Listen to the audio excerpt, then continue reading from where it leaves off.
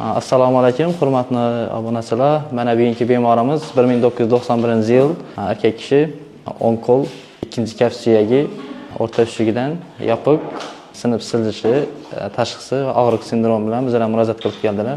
Uyda yiqilib tushganlar. Bu bemorimizni yopiq usulda spissa yordamida osteosintez amaliyoti o'tkazildi. Rentgenlarda ko'rishingiz mumkin. Bu operatsiyadan keyingi holat, postli holat. Bu operatsiyadan oldingi holat. Operatsiyadan oldingi holatda bemorimizda suyaklari joyidan siljib o'ynagan. Ya'ni joyidan chiqib ketgan suyaklar. Suyak butunligi buzilgan. Yopiq sinib siljishi va operatsiyadan keyingi holatlarda shularni ko'rishingiz mumkin.